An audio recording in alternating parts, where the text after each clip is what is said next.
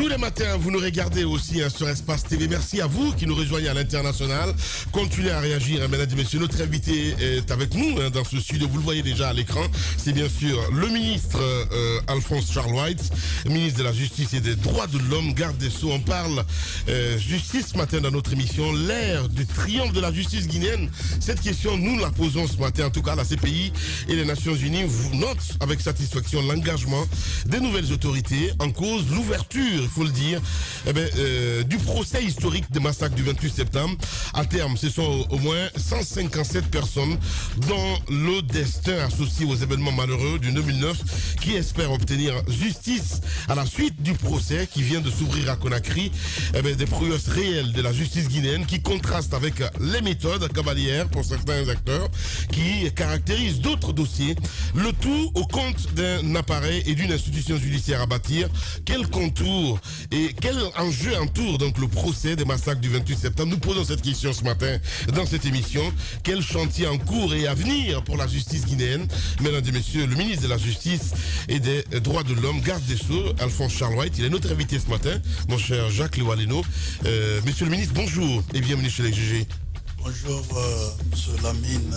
Bonjour à toute l'équipe des Grandes Gueules, à vos milliers de téléspectateurs qui vous suivent, qui continuent à porter confiance en vous, au regard de la qualité du travail que vous abattez au quotidien pour le bien-être de notre pays.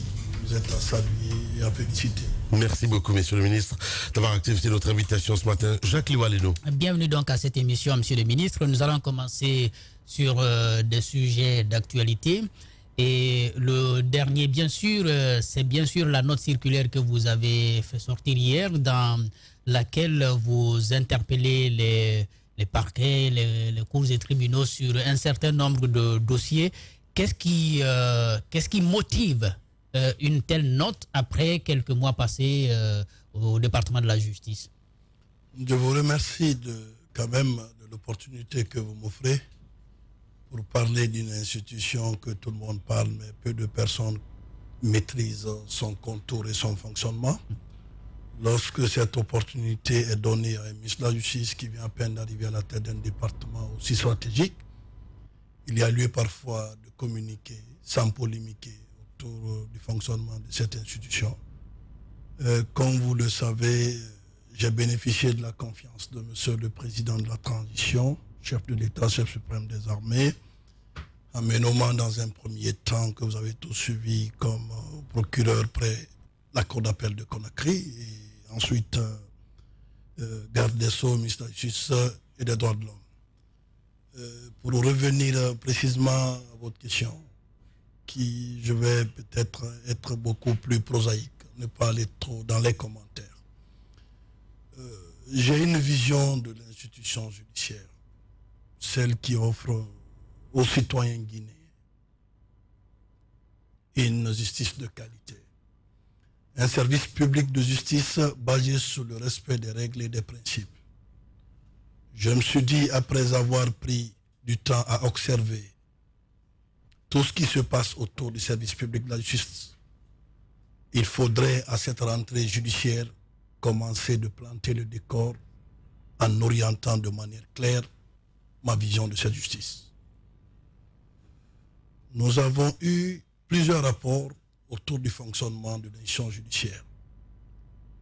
Ce rapport, il faut l'avouer, prouve à suffisance qu'il y a une nécessité de pouvoir quand même corriger des points d'amendement. Je n'appelle même pas ça les points de faiblesse, j'appelle ça les points d'amendement parce que l'imperfectible décision de rendre justice. Oui. Notre pays, vous le savez, vous connaissez tous notre parcours, d'où nous venons, d'où on est, quelle est la demande des justiciables. Je ne peux pas comprendre en tant que ministre de la Justice qu'il y ait aujourd'hui dans nos prisons des personnes qui sont en attente d'être jugées et que leur jugement encore perdure.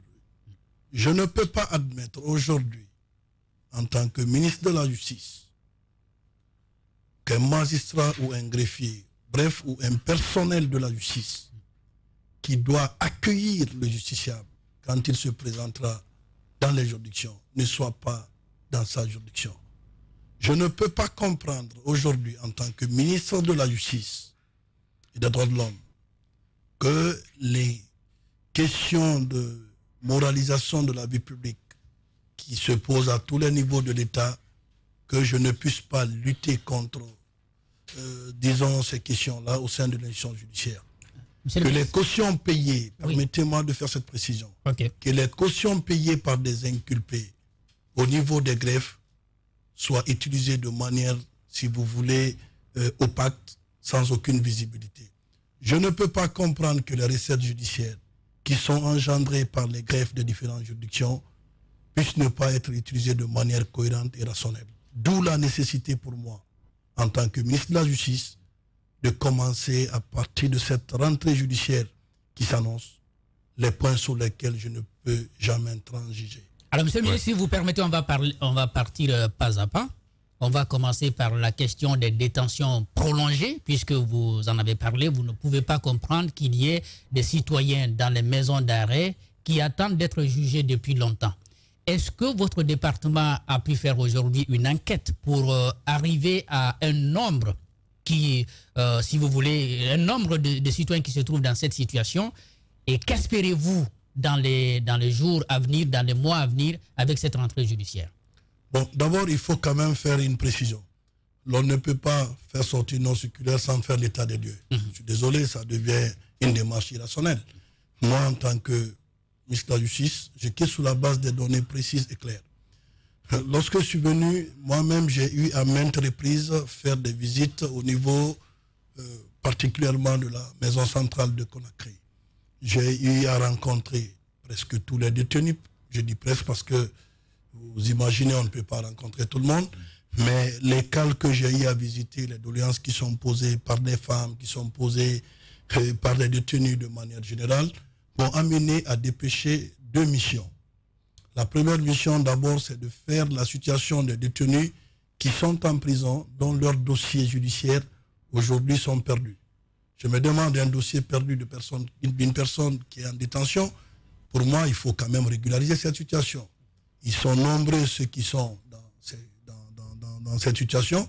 Donc un premier travail a été fait par la direction de l'administration pénitentiaire, mais je suis allé au-delà de tout ça pour dire quelles sont les personnes dont les dossiers sont clôturés et qui sont à l'état d'être jugés pour qu'on puisse me remonter ces informations. À date, un rapport a été établi et c'est sous la base de ce rapport d'ailleurs que j'ai fait sortir cette note circulaire pour dire que désormais, il faut que les audiences criminelles, parce que c'est de cela il s'agit, il y a des dossiers bien entendu correctionnels qui sont en souffrance, mais je comprends quelque part aussi, si vous regardez les motifs et les raisons qui justifient cette sous-population carcérale et l'absence de ces audiences, moi je comprends l'ensemble des magistrats qui me disent, ouais, monsieur le ministre de la Justice, vous le savez en tant que nous, vous avez été magistrat, on ne peut pas juger les affaires criminelles sans quand même qu'il y ait des moyens, je veux dire par là, les émoluments des huissiers de justice. Il faut vous occuper, disons, de tout ce qui est comme logistique autour de cette question. Aujourd'hui, nous avons l'appui des partenaires techniques et financiers. Il s'agit bien entendu des PNUD pour dire qu'il faut quand même que nous, en tant que représentants de l'État, comme le président de la transition a dit, la justice, la boussole, l'on ne peut pas comprendre aujourd'hui que ce qui est dit plus haut par la première autorité de notre pays ne puisse pas se traduire en termes concrets dans nos différentes actions. Monsieur le ministre, est-ce que la situation que vous décrivez, notamment la surpopulation carcérale, est-ce qu'elle n'est pas à la base de ces évasions massives dans nos prisons aujourd'hui? À Conakry, à l'intérieur du pays, on constate que de plus en plus, les détenus s'évadent dans une simplicité totale. Bon, il faut quand même relativiser. Vous savez, quand vous dites une chose, il faut quand même, comme je l'ai dit, aller dans un sens d'analyse objective de tout ce que nous débattons comme question là. Et vous prenez le cas de la maison centrale de Conakry. Lorsque j'étais procureur général, si vous vous souvenez, avec l'appui de monsieur le président de la transition, nous nous sommes dit que il n'y a aucune de nos prisons, il faut avoir le courage de le dire, n'obéit à des standards, des normes internationales en matière de détention. C'est ça la vérité. nous n'avons pas cette honte de ne pas quand même reconnaître ce qui ne va pas, parce que si le président de la transition lui-même dit que nous sommes dans le cadre de la refondation et de la rectification institutionnelle, c'est de cela qu'il s'agit. On rectifie ce qui n'est pas normal pour aller vers la normale. Donc vous prenez l'effectif aujourd'hui au niveau de la maison centrale. Ce qui est déplorable, c'est que la capacité d'accueil qui était prévue, aujourd'hui la sous-population carcérale y est. Maintenant, pour l'aspect évasion, je veux dire une chose. Je me souviens très bien lorsque je suis allé, lors d'une de mes visites, procéder à des fouilles corporelles au niveau des cales. J'ai découvert des quantités de chambres indiennes qui les introduit à ce niveau. En interrogation. J'ai vu des femmes qui sont venues me parler de leur situation carcérale. Monsieur le ministre, nous sommes heureux que vous soyez à la tête du département de la justice. Parce que quand vous étiez procureur général, vous étiez là chaque fois pour nous demander ce qui ne va pas.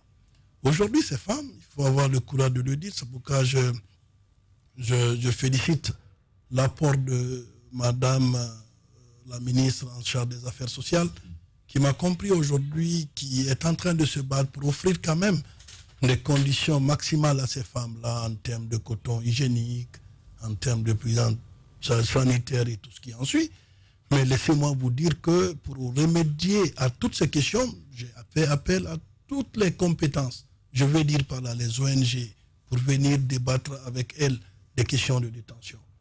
Il s'est avéré par rapport à l'évasion, non, vous permettez, les évasions sont non, je voudrais, si vous me permettez, je voudrais que vous me donnez la latitude de revenir à la conclusion par rapport à votre question. Pour le cas d'évasion, vous avez dit tout simplement, est-ce que c'est la sous-population carcérale? Est-ce que ce n'est pas l'une des raisons? D'accord, je vous dis, vous posez la question, est-ce que ce n'est pas l'une des raisons qui fait aujourd'hui des cas d'évasion? Mais laissez-moi vous dire que l'on peut toujours croire que quand il y a surpopulation carcérale, que ça entraîne l'évasion. Mais depuis mon arrivée à la tête du département de la justice, les 5 cas d'évasion au niveau de la maison centrale de Conakry, oui. On ne peut pas justifier ça en question de surpopulation. Il y a toujours une manne financière. Et une complicité qui se dégage autour de cette démarche parfois inadmissible, irresponsable, que je ne tolérerai pas et je n'ai jamais toléré. Je vous donne un exemple. Voici des caméras, justement. Vous avez des caméras. Lorsque je mettais les caméras, avec l'appui de monsieur le président de la transition, mais ça fait des tollés au niveau des cases. Les gens ont dit, mais ce n'est pas possible. Comment est-ce qu'on peut se permettre d'envoyer les vidéos surveillance au niveau des prisons? J'ai été clair avec tout le monde. Lorsqu'on n'a rien à se reprocher, les vidéos surveillance deviennent des points d'appui pour vous aider à surveiller quand même cette population carcérale. Mais lorsque la pose de ces caméras est perçue comme un problème, je me dis quelque part que le problème, ça a des niveaux. Il y a beaucoup parlent de complicité d'ailleurs. Donc c'est pourquoi chaque fois quand il y a des cas d'évasion, je me rappelle le dernier cas, lorsque j'avais placé les caméras vidéosurveillance de l'autre côté, je me rappelle quand j'étais à la maison, c'était un samedi, le régisseur, un des agents de l'administration pénitentiaire, dont je vais taire le nom, m'a appelé. Il était sous la table pour dire, monsieur le procureur, s'il vous plaît, est-ce que vous pouvez venir? Je dis, mais qu'est-ce qui ne va pas? Il dit, non, les détenus ont reçu à sortir de leur cale parce qu'ils avaient tous simulé des problèmes de santé en même temps. Ils se sont tous retrouvés en même temps au niveau de l'infirmerie. À partir de l'infirmerie, ils sont sortis de leur plan pour s'attaquer d'abord à l'installation de ces vidéosurveillance et tout. Mais j'ai pris tout ce qui est à mon pouvoir comme mesure pour appeler la gendarmerie et autres qui sont venus. Ces gens-là ont été interpellés. Mais lorsqu'ils ont été interpellés, ils ont cité pour dire qu'écoutez, tout ça, ça a été négocié à l'interne. On ne peut pas dire ça, que c'est parce qu'il y a sous-population carcérale. Quand même, on ne peut pas mettre les gens comme des boîtes de sardines. Aujourd'hui, la tendance est en train d'aller vers une question de lutte contre l'impunité en matière de complicité carcérale. Vous prenez le cas du Breka, un commandant qui assurait l'intérim. s'est permis de prendre une décision d'ordonnance de placement sur contrôle judiciaire. Des grands gueules. Placé par un juge. Vous comprendrez que la justice guinéenne, à un moment donné, il faut reconnaître. C'est-à-dire, il y avait même un laisser-aller. Mais, comme vous le savez, il faut assumer le passif et l'actif du département que vous gérez. Je ne veux plus être peut-être ce ministre de la Justice qui vient jeter de l'anathème, si ça n'a pas allé, c'est tel et tel. Non, je ne suis pas là dans le sens de critiquer tout le monde. Aujourd'hui, il faut aller dans le sens de trouver la solution à ces problèmes. C'est ce que je fais au quotidien. Justement sur les solutions, c'est vrai qu'on n'en a pas encore fini avec les constats sur les solutions, les prisons. Moi, depuis que je parle derrière un micro en Guinée, il y avait déjà un projet de construction d'un établissement pénitentiaire quelque part ici à Yorokogia, du Breka, quelque part là-bas. Toutes ces années se sont écoulées, rien n'y fait jusque-là, rien n'est fait. Est-ce que, par exemple, chez vous, il y a un tel projet? Qu'est-ce qui va être fait dans le cadre de la résolution de problèmes de surpopulation au sein de la maison centrale et aussi ailleurs? Je parle de la maison centrale, mais je parle aussi d'autres établissements à l'intérieur du pays. Je vous ai vu, par exemple, à Forekaria, je crois, devant un établissement. On en tombait des nues, monsieur le ministre. Au-delà de cela, c'est la question des tribunaux. Nous croyons savoir qu'il y a des tribunaux en location en République de Guinée. Vous parliez d'équipement, de moyens pour tenir des procès. Qu'est-ce qui va être fait à ce niveau? Et la question que ça m'inspire tout simplement, monsieur le ministre, je ne doute pas de la volonté que vous avez de faire les choses, mais les moyens, en avez-vous vraiment les moyens? Il faut quand même féliciter et remercier monsieur le président de la transition. Pourquoi? Vous savez, lorsque vous parlez d'un président de la République, tout de suite on vous dit, oui, il est venu faire de la publicité politicienne. Mais lorsque vous assumez ce que vous dites en pleine connaissance de cause, vous ne baissez pas la tête pour dire des choses de manière claire. Quand vous prenez le cas de la justice de notre pays, je prends avant le 5 septembre. C'est dommage pour moi d'en parler là, mais laissez-moi vous dire que le budget de la justice, du ministère de la Justice, c'était à 0,25%. Comment avec 0,25% vous pouvez mettre en place une véritable politique pénitentiaire? Depuis 1958, pour votre information, la République de Guinée ne s'est pas dotée d'une politique pénitentiaire. Depuis 1958. Le président de la transition, il ne peut pas quand même dire que la justice est la boussole et que l'on ne corrige pas ce qu'on a trouvé. Il m'a demandé tout simplement, parce que c'est un président qui parle peu, Charles, vous avez dit la justice n'a pas de prix, ça a un coût. Lui-même, il est touché quand il voit des images. Il dit, je ne peux pas comprendre qu'en combien d'années on parle de la justice en République de Guinée. Les infrastructures n'y sont pas. Qu'est-ce qu'il faut? Tout de suite, de 0,25%. Le budget prévisionnel de la justice aujourd'hui est de 6%. C'est du jamais vu. Vous prenez au niveau de l'Afrique. Donc, cette volonté de hausser le budget du ministère de la Justice vise à répondre à notre plan d'action à court, à moyen et à long terme. À partir déjà du mois de décembre, vous allez voir, suivant les règles de procédure du marché public, nous avons lancé à court terme la rénovation de plusieurs maisons d'arrêt et des maisons centrales. C'est pour vous dire que quelque part, aujourd'hui, la situation de nos prisons, la solution se trouve dans la construction des prisons et dans la rénovation de celles-là dont on peut rénover. Le cas de Yorokogia, permettez s'il vous plaît, je me dis que tous ceux qui sont en prison ne sont pas forcément ceux qui ont construit la prison. Des grandes gueules. Moi, je ne la partage pas. Pour moi, ça fait partie du devoir de l'État de doter quand même le pays de tout ce qui est comme infrastructure judiciaire.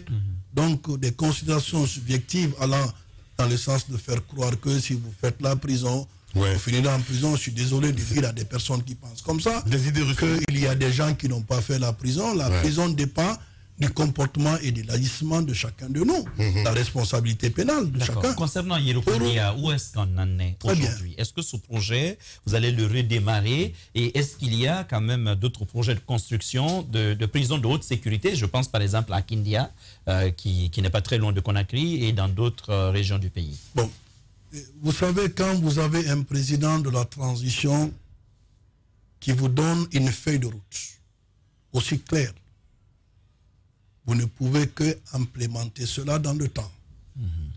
Le cas de Yorokogia, M. Mara, de revenir à votre question, c'est que le cas de Yorokogia est le suivant. Il y a eu dans l'idée de construire une prison à Dubrika. Qu'est-ce qui s'est passé? Je ne peux pas comprendre que l'on me dise, moi, en tant que ministre de la Justice, que dans la construction de la prison de Yorokogia, que l'on a décaissé un montant de plus de 4 à 7 milliards pour des études, alors que les études-là n'avaient jamais été faites. Un.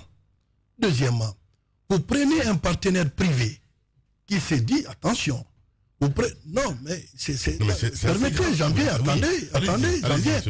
Vous prenez un privé, quelqu'un qui vous dit, j'ai une entreprise. Les grandes gueules. Il vient. Vous n'appréciez pas la capacité financière de cette entreprise. Vous voulez mettre en place le système partenariat public-privé. Vous décaissez le montant, vous dites qu'ils vont faire l'étude. C'est en faisant l'étude, on fait où? C'est pas derrière les machines, où on s'assoit dans les bureaux pour dire on a fini. Voilà, ça je me dis que c'est pas possible. Quand je suis venu, j'ai interrogé le passé de la politique pénitentiaire pour dire où sont passés les projets. Vous avez remarqué que j'ai engagé des poursuites judiciaires aujourd'hui. Il y a des cadres de mon département qui sont en train de défiler devant l'ORDEF autour de cette question. Mais bien sûr, vous prenez le cas de Koya, l'ancien directeur de l'administration pénitentiaire, s'est permis de revendre et en même temps, il délivre des donations. Mais je me dis, où on était pendant tout ce temps? Mais je vous dis, les grandes gueules. Ça existe. Mais aujourd'hui, il est en maille avec la justice. Lui, il n'a pas construit de prison, il a pris une partie de la prison. Et il n'a pas construit de prison, mais il va en prison. C'est voilà. Il faut quand même qu'on ait le courage quand même de se regarder dans ce studio et de dire la vérité au peuple de Guinée. Ouais. Nous crions tous le changement. Nous parlons tous de cette justice. Mais laissez-moi vous dire que seul ce gouvernement de transition a pu quand même penser à pouvoir s'attaquer aux maux dont souffre cette justice. Vous prenez le centre de formation judiciaire où on forme des magistrats. L'argent qui a été affecté où? Les grandes gueules. Est-ce qu'on a du respect pour notre institution judiciaire? Vous prenez pas plus loin le cas de Koya, où moi, en tant qu'à l'époque procureur général, où on me dépose des rapports pour me dire, attention, monsieur le procureur général, vous avez des gens qui décèdent en prison par manque d'oxygène au niveau de leur cerveau. Vous venez, vous trouvez des bâtiments, des taudis, des bureaux qui sont transformés en des cellules de détention. Je me dis que c'est inadmissible. On a procédé à la liberté de ces personnes. Aujourd'hui, nous sommes en train d'engager les études pour que, au moins au niveau de chaque préfecture, qu'on ait quand même une prison. J'ai fini par comprendre ceci, que tous les marchés qui ont été conclus avant le 5 septembre n'ont obéi à aucune procédure. C'était des marchés conçus où chacun venait prendre. Vous avez vu le cas de Yomo? Moi, ça m'étonne quand même un petit peu, monsieur le ministre. Parce que quand on fait un peu replay, on pense à Cheikh Sako, entre autres. Parce que cette prison du côté de Yorokogia et tout ça, il faut le rappeler, il est un peu à la base. Il y a même eu une année dédiée à la justice en République de Guinée. C'était finalement, ça n'était finalement qu'un slogan en écoutant le ministre ce matin. Vous savez, M. Lamine, vous savez, souvent... Beaucoup parlent, mais... Non, je comprends que vous ne voulez pas... Non, permettez. Je vais personnaliser. Beaucoup parlent, mais si Dieu vous donnait la chance d'être dans un navire tel que le navire de la justice, je vous dis très sincèrement, vous aurez, en toute humanité, vous aurez du mal à dormir. Pourquoi? Imaginez, vous partez dans une prison. Vous trouvez une femme qui vous dit, je suis là avec mes enfants, en prison. Nous avons tous nos enfants à la maison. Mais si c'est vrai, la femme, elle est attachée par affection naturelle à cet enfant, il est de devoir de l'État de pouvoir créer des conditions pour que cette femme-là, ces enfants qui y vivent là, les devoirs puissent être quand même ça. Monsieur le ministre. Mais personne n'en a parlé. Aujourd'hui, le président de la transition dit, il faut que cette donne-là change. Non, je comprends tout ça, monsieur le ministre. On est d'accord. Vous voulez dire que ces enfants-là, monsieur le ministre, vous voulez dire que ces enfants-là, par exemple, n'étaient pas pris en charge, ils n'étaient pas scolarisés, je vous dis, ils étaient eux-mêmes en état de détention. C'est-à-dire, c'est une réalité, et je vous le dis, je l'assume devant vous. Le travail de fond qui est en train d'être fait aujourd'hui, c'est justement tenir compte de tous ces aspects-là. Vous imaginez l'alimentation des détenus. Ces différents contrats qui ont été signés dans le cadre alimentaire. On vous dira qu'un détenu a besoin de combien de kilos de calories par jour, a droit à la variation alimentaire, mais allez voir tous ces contrats-là. On vous donne bouillie à partir de midi, jusqu'à quelle heure vous allez manger? Nous sommes des êtres humains. Les gens souffrent de la boulimie, les gens décèdent. J'ai notifié à toutes les sociétés contratantes qu'au mois de décembre, je mettrai fin à leur contrat. Il faut recruter. Y compris le cas de Yorokogia? Non, le cas de Yorokogia, j'en viens tout de suite. Oui. J'en viens tout de suite. Mais c'est pour vous dire combien de fois il est nécessaire que nous vous disons effectivement ce qui est et ce qui est en train d'être fait. Le cas de Yorokogia, le montant qui a été décaissé, vous demandez à ces bureaux d'études, quel est le bureau d'études qui a fait les travaux de Yorokogia? On me dit que ce bureau n'existe pas. Point d'interrogation. J'ai dit aux responsables des marchés publics, incroyable, aucun contrat au niveau du département de la justice ne va désormais être signé s'il n'y a pas de bureaux d'études recrutés au préalable. Parce que quand vous ne recrutez pas les bureaux d'études qui vont aller sur le terrain, vérifier la qualité, l'existence même des domaines sur lesquels doivent se bâtir et doivent être plutôt bâtis ces infrastructures, je vous dis quelque part, ce que vous faites, c'est juste couvrir un processus de corruption ou de concussion ou de détournement. Bien sûr. Aujourd'hui, j'ai dit à tout le monde, j'ai mis en place, conformément au code des marchés publics, une commission des marchés publics au niveau du département de la justice. C'est pourquoi il n'y en avait pas. Parce que je sais que toutes ces entités ont quand même une entité de passation. Laissez-moi vous dire, il n'y en avait pas. Vous prenez le cas. Je l'ai constaté récemment avec le marché. Regardez. Je l'ai constaté récemment avec la passation de marché pour le nettoyage du département et de la CRIEF. C'est clair. Mais c'était Je vous dis, pourquoi aujourd'hui au sein du département de la justice, c'est-à-dire, moi en tant que Charles Red, c'est autre chose. Mais quand vous êtes à la tête du département de la justice, vous devrez prendre la dimension de manière globale. C'est-à-dire, vous ne pouvez pas toucher des questions de justice sans des questions de droits de l'homme. Les deux là, il faut être au milieu. Vous ne pouvez pas dire qu'on va priver les gens de leur liberté si on n'offre pas quand même un cadre de détention qui obéit aux principes et règles en la matière. C'est pourquoi le plan de la transition, il a demandé à ce que les moyens soient mis à la disposition de la justice. Aujourd'hui, 6%. Nous croyons à court, à moyen et à long terme que le changement va être visible, mais dans les règles de l'art. Alors, il y a le financement qui permet. Il y a le financement. On va rester au niveau des réformes parce que ça ne va pas sans les ressources humaines. C'est quoi le mécanisme aujourd'hui pour qualifier? Parce que quand on parle de corruption, de ces marchés, ce sont des Guinéens à qui on a confié la gestion.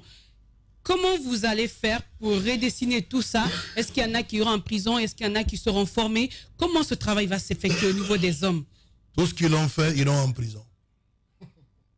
Mais c'est facile de dire ça comme ça, monsieur le ministre. Non, mais attention. Mais attendez. Tout ce qu'ils ont fait, je le dis encore, ils iront en prison conformément à la loi.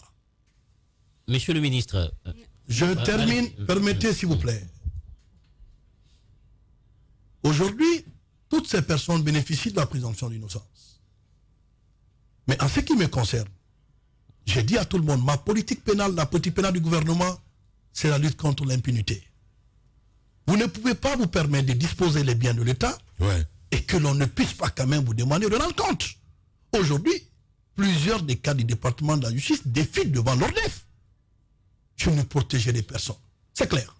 D'accord. Maintenant, si l'enquête conclut qu'il y a des indices concordants et suffisants, ils vont être traduits devant la justice. C'est ce qui va être fait. Donc aujourd'hui, la solution c'est quoi? Quand vous voulez changer un système, vous vous conformez vous-même à la loi. La loi sur le code de marché public est très clair. Les principes d'appel d'offres devient le principe. L'exception, c'est le gré à gré. Mais vous prenez tout est gré à gré. Pourquoi? J'ai dit, aucun marché ne va être signé gré à gré si ce n'est pas dans les règles et les normes prévues en la matière. Aujourd'hui, on a coupé court à tout ça. Les contrats sont en train d'être résiliés pour revenir dans la case de départ. Parce que, imaginez, vous prenez le casier judiciaire. Quand je vous dis, vous allez vous prendre la tête. Un casier judiciaire qui touche des questions de données personnelles, des données hautement sensibles. Vous venez, on prend ce casier judiciaire, on le loge dans un quartier à la minière. On signe un contrat de bail, on fait la surfacturation, on prend de l'argent, on dit, bon, c'est à tel montant, on a loué le bâtiment. Quand je suis venu, j'ai dit, attention, où se trouvent logées les données du casier judiciaire de notre pays? On me dit, c'est à la minière.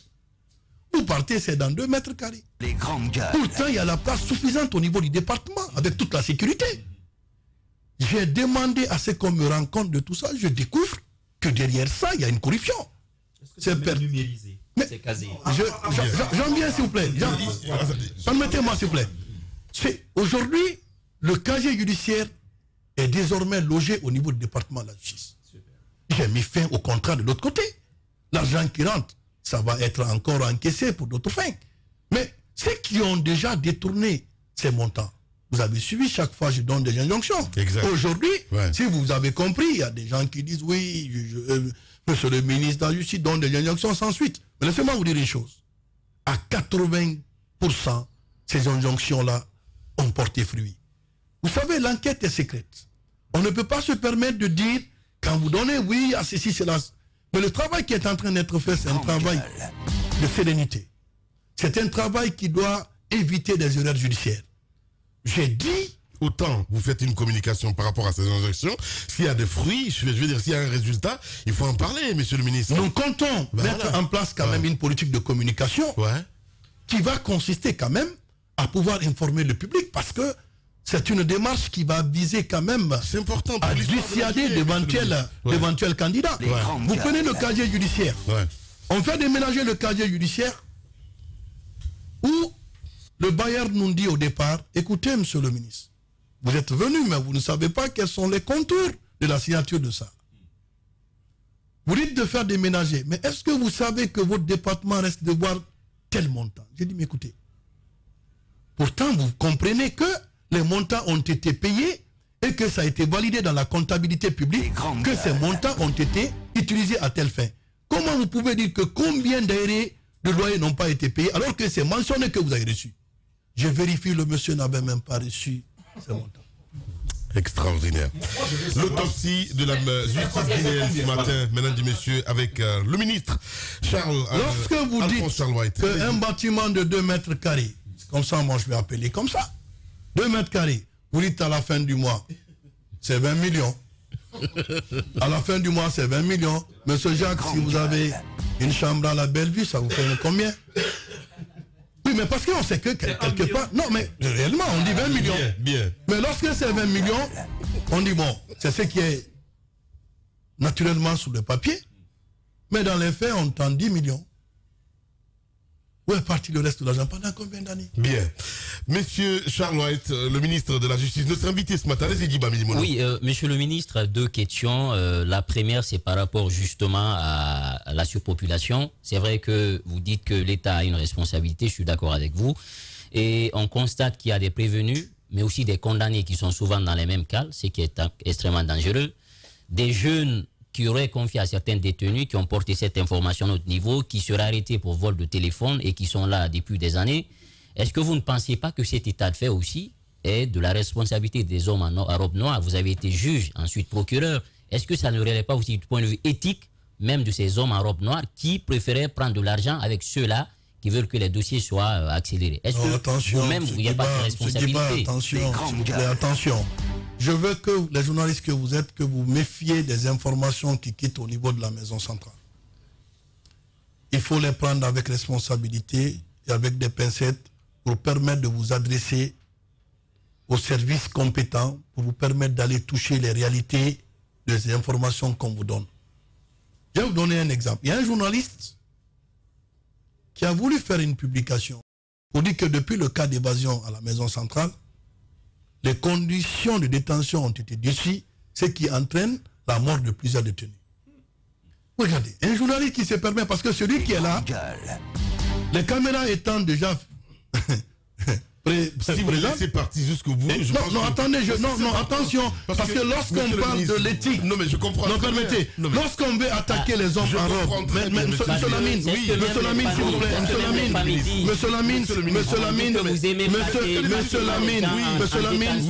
Lamine, je ne peux de paix, on mandat de dépôt. Le président Alpha Condé a dit à un moment donné, ils vont désacraliser la maison centrale, même si c'est pour vol de poulet, on place sous mandat de dépôt.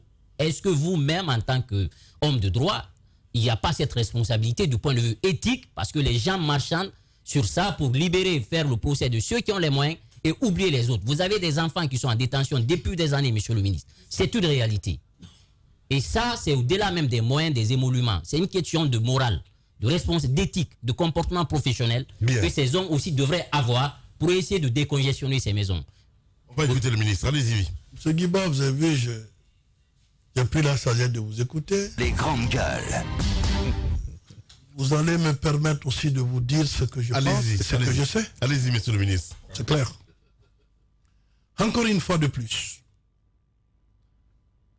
je ne m'érige pas à l'avocat des magistrats. Non. Pas parce que je suis magistrat. Je me dis encore une fois de plus que des informations qui vous sont données à partir de l'interne, il faut les prendre avec des pincettes. Vous partez tout de suite à la maison centrale. On va faire un peu l'exercice. Vous arrivez, vous posez la question à un détenu. Vous êtes là, ça fait combien de temps? Je suis là, ça fait 10 ans. Il va dire, mon dossier est perdu. Il va vous dire, je n'ai jamais rencontré un juge. Vous vérifiez, vous trouvez le contraire. Ça, c'est un. Faites beaucoup attention. Deuxièmement, vous dites, à cause du vol de téléphone, on place les gens en détention. La question que moi je vais poser ici, si nous voulons que cette justice-là fonctionne très bien, il faut quand même essayer de comprendre le mode de fonctionnement de cette justice. Ouais. L'article 235 du Code de procédure pénale réglemente la détention dans notre pays. Cette disposition ne dit pas, ne distingue pas le voleur de téléphone à tel voleur et autres. Je veux qu'on enlève ça dans la tête des gens. Quelqu'un qui vole le téléphone régulièrement, qui est un délinquant endurci, qui est sur le pont de Madine à chaque fois, on lui vole le téléphone, on le libère, on le retrouve, on dira oui c'est la justice qui est corrompue. On l'a pris une fois ici pour vol de téléphone, on l'a envoyé à la maison centrale, on l'a libéré. Mon problème ce n'est pas là. Mon problème est-ce que les gens qui sont détenus, est-ce que leur détention respecte le délai? Un. Deuxièmement, un procureur qui se permet d'orienter un dossier suivant la procédure de flagrant délit. Que dit la loi? Si vous devez orienter le dossier en flagrant délit, vous entendez la personne sur PV. Et le même jour, vous devrez, c'est-à-dire, envoyer cette personne devant la juridiction de jugement. Aujourd'hui, mon souci, c'est quoi? J'ai dit à tous les magistrats, les obligations professionnelles, lorsqu'il y a manquement, je ne tolérerai aucun manquement. Mais par contre, lorsqu'on me dit qu'on favorise tel ou tel par rapport à tel, dans le cadre de l'audiencement des dossiers, laissez-moi vous dire aujourd'hui la méthode que moi-même j'ai eu à expérimenter quand j'étais juge. La loi dit à un magistrat, vous avez un délai de 4 mois pour instruire un dossier. C'est ce que la loi dit. Le magistrat qui prend un dossier a la latitude de gérer en toute indépendance cette procédure judiciaire. Mais lorsque il décide de placer quelqu'un en détention, nous, en tant que du côté du ministère de la Justice, qu'est-ce que nous observons? Monsieur, vous êtes là pendant combien de temps? Bon, écoutez, je suis là, ça fait 5 mois. Monsieur le juge, à travers l'inspection des services judiciaires, est-ce que vous avez procédé à la prolongation de la détention de tel qui se trouve dans telle condition? Non. Nous disons là, il y a faute professionnelle. Ce qui doit suivre, c'est les sanctions de suspension. Et l'intéressé doit être envoyé devant le Conseil supérieur de la magistrature. Deuxième chose, vous dites à un magistrat tout de suite, pour dire, écoutez, il faut juger telle personne parce que vous estimez que telle a duré. Mais il y a de ces enquêtes qui sont très complexes.